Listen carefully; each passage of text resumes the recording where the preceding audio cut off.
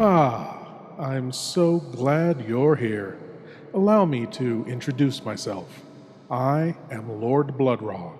I host horror and science fiction films on my TV series, Lord Blood-Rah's Wrackin Theater, but here, in this cool, intimate darkness, I'll be presenting tales of horror and the uncanny solely for you, alone.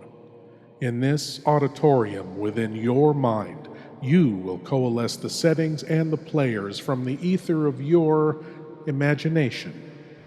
Your terror will be your own creation. This is the sorcery of sound, the subtle magic of old-time radio, horror.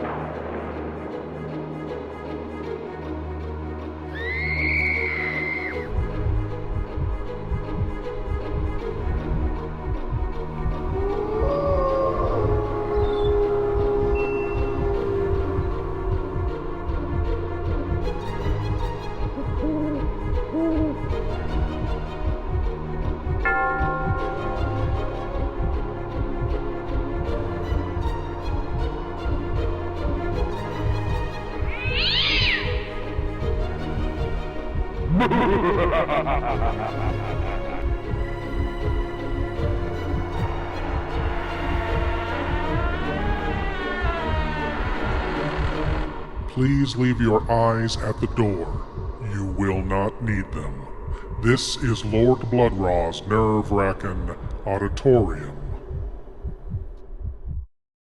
As we continue our presentations of classic horror literature stories from the series The Weird Circle for this Halloween season, we have no philosophical musings to offer tonight.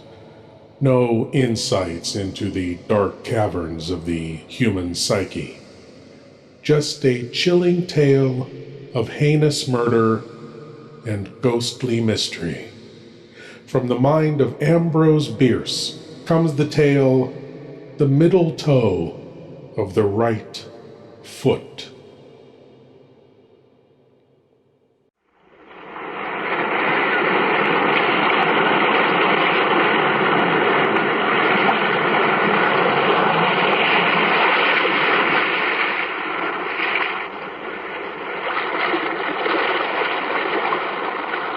The Weird Circle.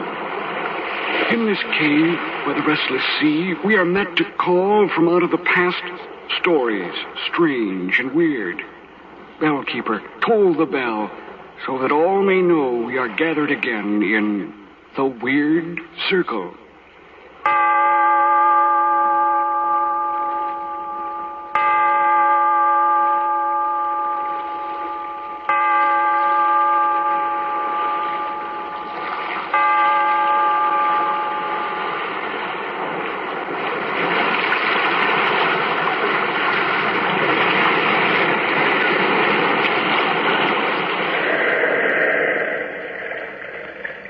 The Weird Circle. In this cave by the restless sea, we are met to call from out the past stories strange and weird. Bellkeeper, toll the bell, so all may know we are gathered again in the Weird Circle.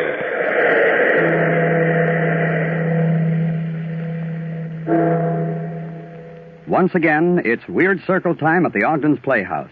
Tonight, we are to hear an adaptation of the Ambrose Bierce story, Middle Toe of the Right Foot. To the mystery story fan, tonight's presentation promises keen listening pleasure. To the smoker who rolls his own cigarettes, Ogden's Fine Cut promises smooth smoking pleasure. It's a promise that comes true with every cigarette rolled with Ogden's. That's why we call attention to our standing invitation to try Ogden's when in need of a cigarette tobacco. You'll find Ogden's easy to roll, delightful to smoke. Yes, easy to roll, delightful to smoke. And now the Ambrose Bierce story, The Middle Toe of the Right Foot.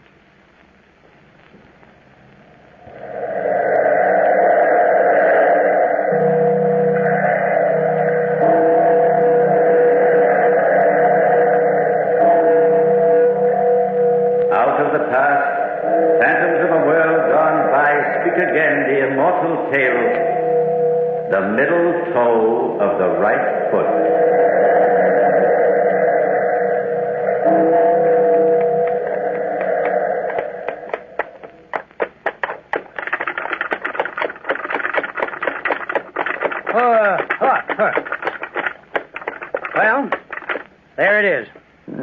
So that's the old Manton place, eh? Mm-hmm. Certainly a run-down farm. Weeds growing rank all over and the house rotting away. Yeah. Do you think anyone will show up to claim it tomorrow? Gertrude Manton's brother's been notified. That house has been empty now for 10 years. Do you think Manton will show up? I wish he would. Manton killed his wife and children there. Well, what happened to this fellow Manton? I don't know. Never found a trace of him yet. And you a deputy sheriff? Better shine up your badge and get busy. Well, I'll find the murderer someday. Somehow. Well, no wonder the ghosts live there. It gives me the creeps. Look, even the trees are all leaning to windward, trying to get away. Come on, let's drive on. All right. Come on. Yeah, Ross will be waiting at the hotel. We better get along.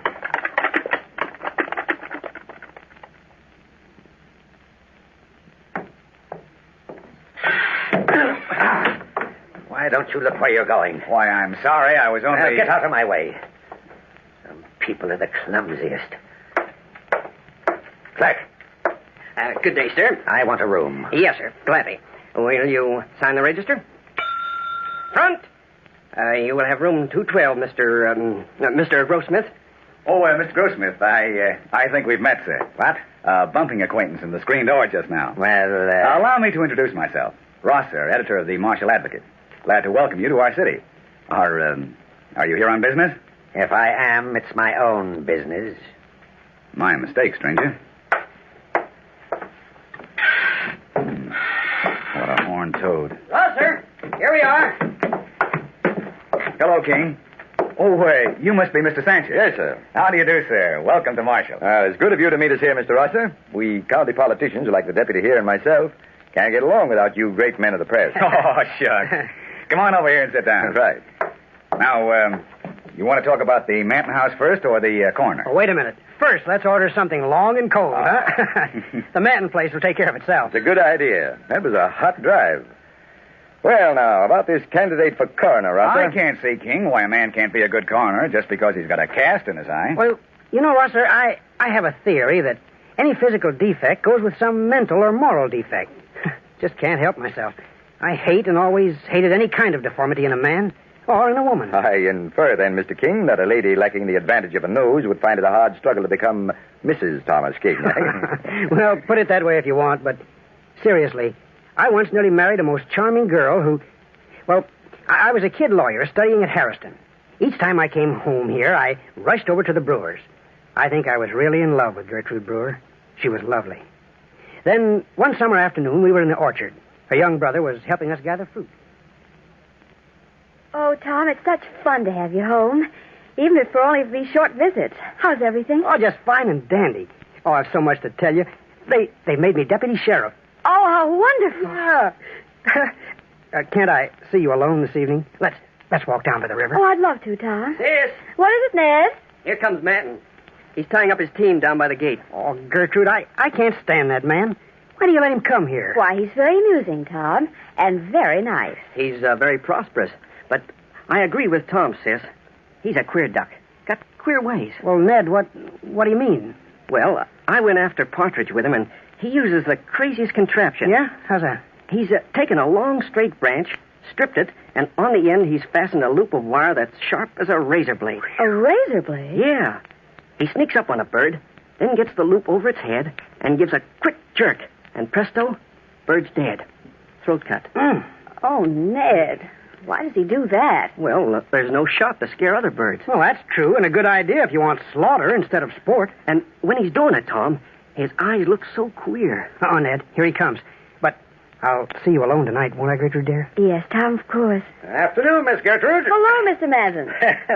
Just thought I'd stop by to see the prettiest peach in the county. Oh. Hello, Ned, my boy. Howdy, Mr. Manton. Why, Mr. Manton, look. Your hands are stained. Oh, well, I'm sorry, Miss Gertrude. I've been doing a pretty job of butchering. Finest calves you ever saw. Oh. This is our friend, Tom King. He's been made deputy sheriff. Oh, good old law and order. Well, howdy. Don't you ever take your cattle to market on the hoof? Oh, prefer it my way. Besides, it makes for tenderer, whiter veal.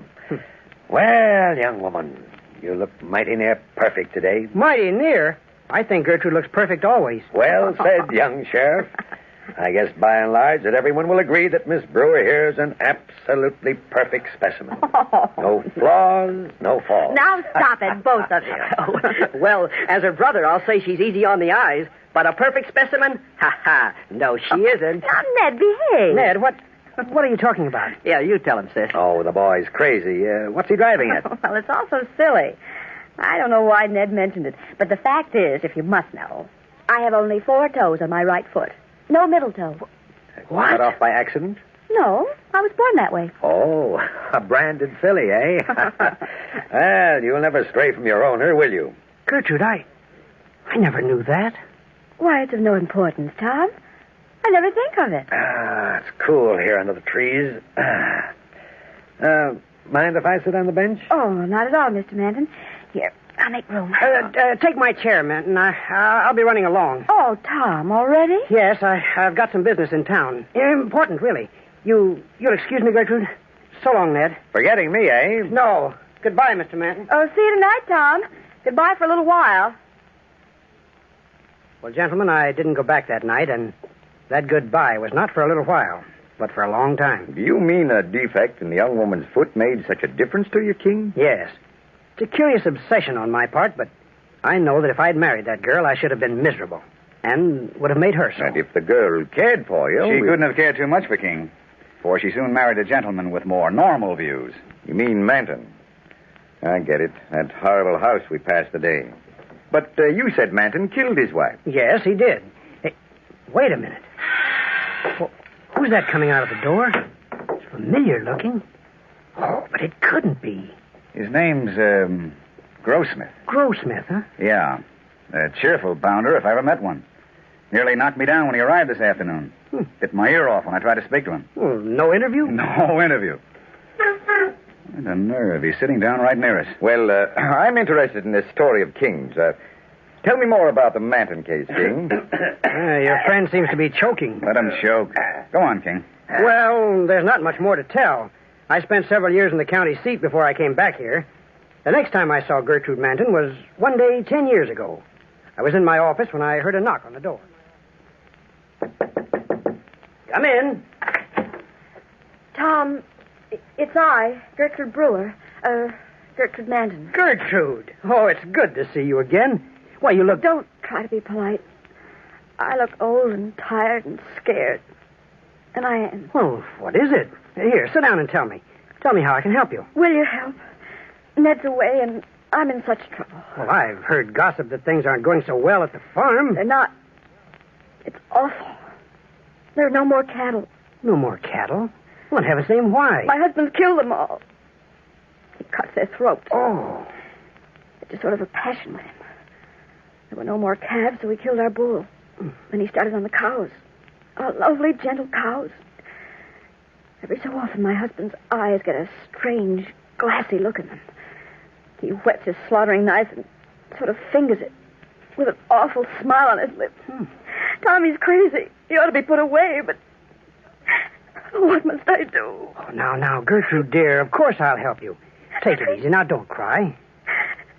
I won't, but Tom, he cut the throat of our last cow yesterday.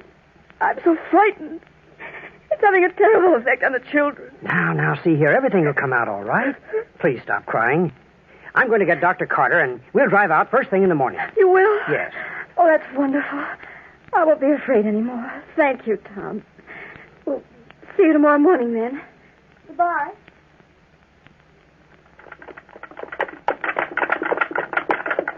It's good of you, Dr. Carter, to drive out here. Miss Manton's an old friend of mine. Well, she's a fine woman, Tom. Oh, but that husband. Yeah. Doc, I want you to look him over. There's something very wrong. Oh, now there. Oh, lovely sunshine. A lovely day out. What a gloomy place this is. Hello, Gertrude. Gertrude! Huh, she doesn't answer. Well, let's ring or knock or something. I'll try the bell. Look here, Tom. The door's open. Now, go on in. Gertrude! Where are you? This house has the emptiest feeling. Are you sure she knew we were coming? Well, we arranged it only yesterday. Oh, she must be here. There's no one in this room. Oh, Let's go upstairs. Yes, you'd better. Come on. Doc, wait! Look, here on the stairs. This stain. It's sticky. That's blood. Dripping from... Hurry, Tom. Hurry up here. Good Lord. Little boy lying by the banister. Oh, his throat is cut. Gertrude! Where the devil is she? Doc, try the bedroom door. Tom, in here. It's Mrs. Menton, lying across the body of her little girl. Both their throats slit from ear to ear.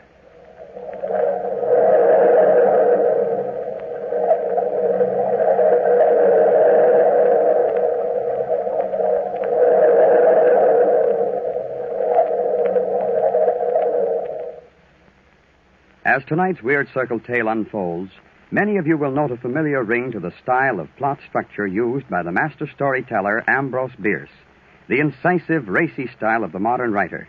Written before the First Great War, the middle toe of the right foot still carries the modern touch. In short, the works of good writers live on through the years. It's the same with Ogden's fine-cut tobacco. A long time back, when Ogden's first came into prominence as the top choice of roll-your-own cigarette fans, smokers were talking about and praising Ogden's. Today, just as then, Ogden's remains the popular choice of Canadian roll-your-own cigarette smokers, a fact that can be attributed only to unvarying excellence right down through the years. Try Ogden's for real smoking enjoyment. You'll agree Ogden's is easy to roll, delightful to smoke. Yes, easy to roll, delightful to smoke. And now back to our story. Sheriff Tom King, years ago, had been attracted to Gertrude Brewer, but ended his courtship when he learned that she lacked a middle toe on her right foot. She soon married the well-to-do but eccentric Robert Manton. This marriage ended in tragedy, for several years later the town was horror-stricken to learn that Manton, in a frenzy, had cut the throats of his wife and of their 2 children. Manton escaped. The house has been empty for 10 years.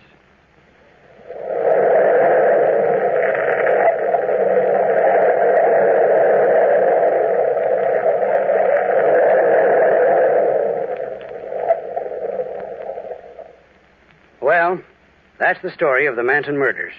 And a morning I'll never forget. Well, I don't wonder. It's a horrible story. Tom, you may be interested to know that this Grossmith, or whatever his name is, sitting near us here, has been glaring at you and taking in every word you said. Why the impudence? What do you think we ought to do about it? That's easy. Sir, I think it would be better if you'd remove yourself to the other end of the veranda. You are evidently not used to the company of gentlemen.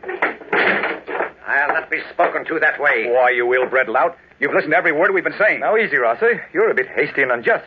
This gentleman's done nothing to deserve such language. I'll not take back a word. This man's been annoying me all day. Hold that tongue of yours, sir, and I'll cut it out. You will you? It's the custom of the country to demand satisfaction for an unwarranted blow. I now demand it of you. I'll give it gladly. I have no acquaintance in this place. Perhaps you, sir, will be kind enough to represent me in this matter. You mean me? Well, I don't especially like your manner or your manners, but I suppose I shall have to consent. My name is Sancher. Yours is Grossmith, I believe. Yes. Thank you, Mr. Sancher. And you, King, will act for me, of course. What's the matter? What are you staring at? He's looking at me, and I find it most objectionable. Why do you look at me like that, Mr. King? I find you very interesting, sir. You're giving me an idea. Oh, I've had quite enough of this. Get on with the arrangements, Mr. Sancher. Very well, sir. I'll toss a coin. As challenger, Mr. Grossmith has first call. If he wins, he may choose either the weapons to be used or the spot where the affair is to take place. Right. Satisfactory, gentlemen? Toss the coin. Here goes. What do you say, Grossmith? Heads. Heads it is. Then I've got my choice of weapons. Yes. What do you want, guns? Certainly not. Knives. Bowie knives, and I insist that it be a duel in the dark with knives. Knives? I thought so. You like knives, don't you, Mr. Grossmith? Now, hold it, Tom. It's up to Rosser to say where this duel is to be. Well, I'll speak for you, Rosser. As your second, it is my privilege to make the arrangements. All right with me, King. Well, then, gentlemen, meet me here in 3 hours. Right. It'll be dark then, and I shall drive you to the place I have chosen for this strange encounter. Mr. Sancher, I depend on you to buy the longest knives you can find in this town. I'll be here at 9 o'clock. But for now, I've had enough of you gentlemen's company. Look here, Tom. What the devil have I got myself into? A duel. A duel with knives. And, just as he says, in the dark. But I didn't bargain to get ourselves into a mess like this. You realize that we have the choice of place, don't you? Well, don't worry. Nothing's going to happen to you, Rosser. Well, as second to this fellow Grossmith, I must ask you, King, what you're planning. Is it some sort of practical joke? Not exactly a joke, Sancher. Well, where is this place you have in mind? A rather appropriate spot. Remember the haunted house I showed you today? You mean where the Manton murders were? Exactly. It will be the most perfect setting. And now, if you and Rosser will only help me carry out my plan tonight when we get to that Manton house, this is what will happen.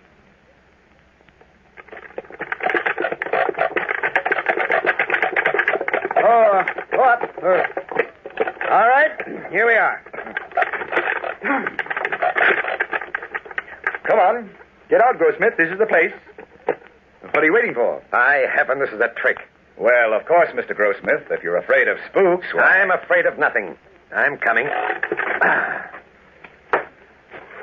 The choice of place for this duel was ours, Mr. Grossmith, and we have chosen this house. Go in, please. Boy, it's dark as Hades. Well, here, wait a minute. I got a candle. I'll light it. There. That's better. Now, here's the room. The dust is a foot thick. Yeah, these infernal cobwebs. They're like rotting cheesecloth. Come, gentlemen, I'll hold the candle high so you can look into the room. It is large and square, as you see. No fireplace, no furniture. Only this door and two windows, which are boarded up. It will be utterly dark. Mr. Sancher, is everything all right? I think the gentlemen should remove their hats, coats, and vests. All right, but I don't see the sense to it. Shall we leave them here in the passage? Yes. Very well. And now, gentlemen, here are the knives. They are exactly alike. You may examine them by the candlelight, and while you do so, I shall search you, Mr. Rosser. Nothing. Now, let me hold the candle, King, while you search my principal. Right. Mm-hmm. Well, I'm satisfied. Well, Sancher, I think we're ready. If it is agreeable to you, Mr. Grossmith, will you place yourself in that corner, the one farthest from this doorway? Well, I can't see a thing. Feel your way along the wall. And now, Rosser, you here in this corner nearest the door. Right. Now, gentlemen, you are both in position. Remember, you are not to start fighting or move until you hear the closing of the outer door. I shall now blow out the candle. There. There's the darkness you asked for, Grossmith. We leave you now. Good luck, Rosser. Goodbye, Mr. Grossmith. Are you with us, Rosser? Right behind you. Then here goes the outer door. All right, Rosser. Come out of that corner. My knife is waiting for you. My knife. I love a knife. I'll carve you up, you blackguard. Well, why don't you say something? Rosser, where are you? Come out of that corner. Very well, I'll get you. You sniveling fool, are you afraid? Oh, a corner. But I'm getting nearer to you, Rosser. Why don't you move? The door. Now. There's no one here. Rosser, where are you? I'll get you.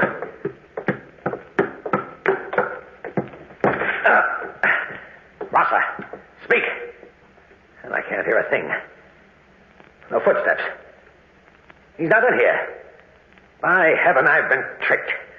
I'm alone. Alone in this house. What's that? Oh, I'm cold. It's getting cold in here. Oh, that glow of light. Well, who's there? No. You, not you. Not all three of you. No. Oh, go away from me. Stop. Don't come any nearer. No!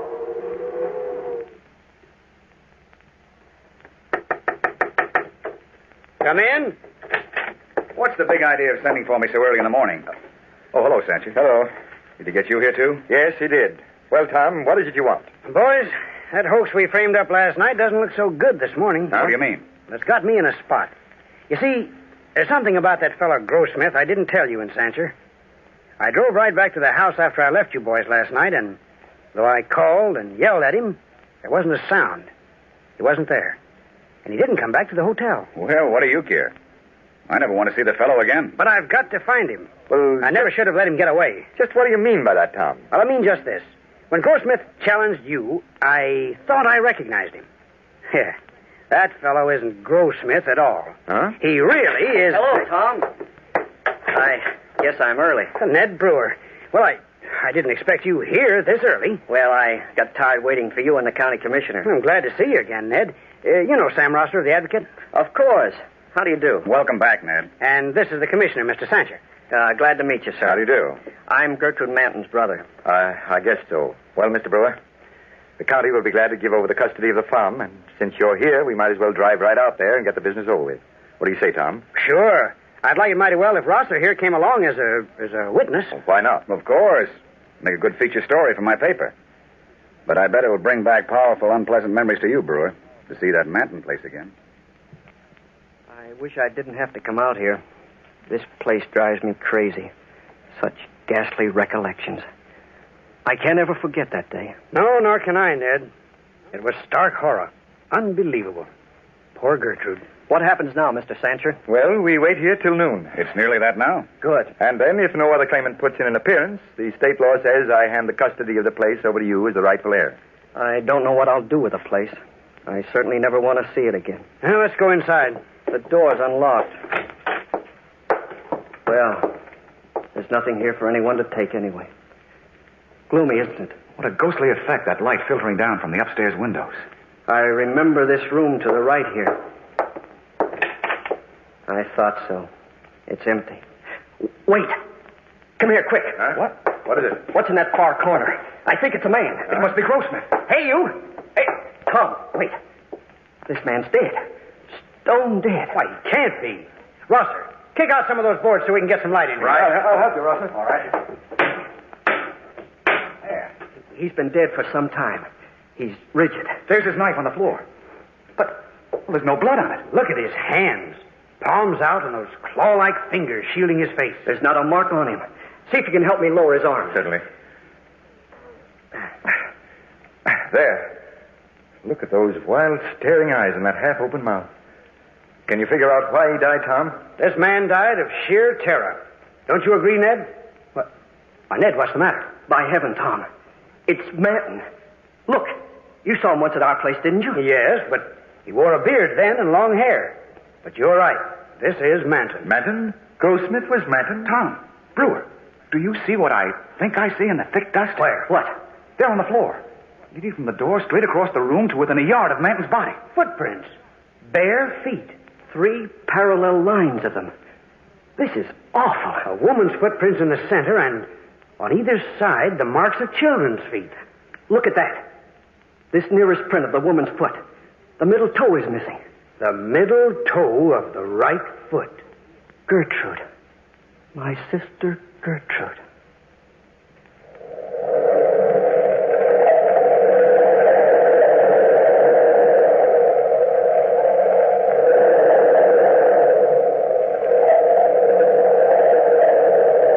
From the time-worn pages of the past, we have brought you the story, The Middle Toe of the Right Foot.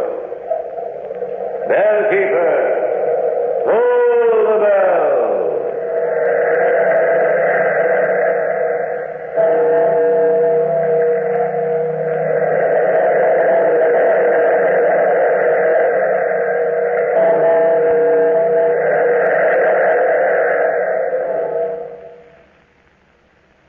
Tonight's presentation brings to a close the present series of Weird Circle stories at the Ogden's Playhouse.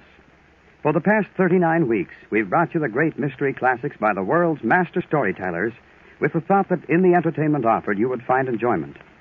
If the presentation of this Weird Circle series has attained that objective, Ogden's feels that the purpose of the series has been met. Till we meet again, then, here's a reminder. Try Ogden's Fine Cut Tobacco. You'll find Ogden's easy to roll, delightful to smoke. Yes, easy to roll, delightful to smoke.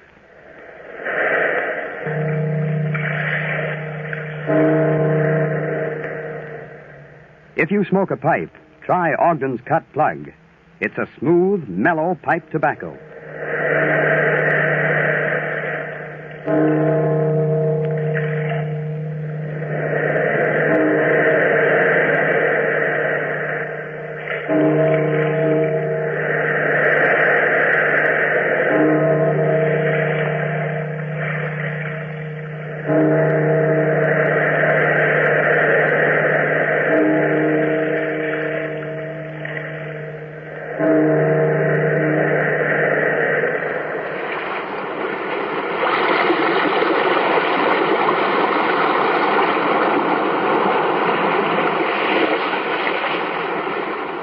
From the time-worn pages of the past, we have heard another immortal tale in The Weird Circle. Bellkeeper, toll the bell. Be here in this lonely cave by the restless sea once again next time for another immortal tale in The Weird Circle. Nothing to add here. Just perhaps a grin of satisfaction for seeing justice done and for knowing that 3 troubled spirits may now rest in peace. Thank you for joining me in the Wrackin Auditorium, and I hope you'll come again. But now it's time for you to rejoin the, real world. I am Lord Blood-Rah, and I'll be waiting here for you in the shadows of your mind until the next time you seek the darkness. Good night.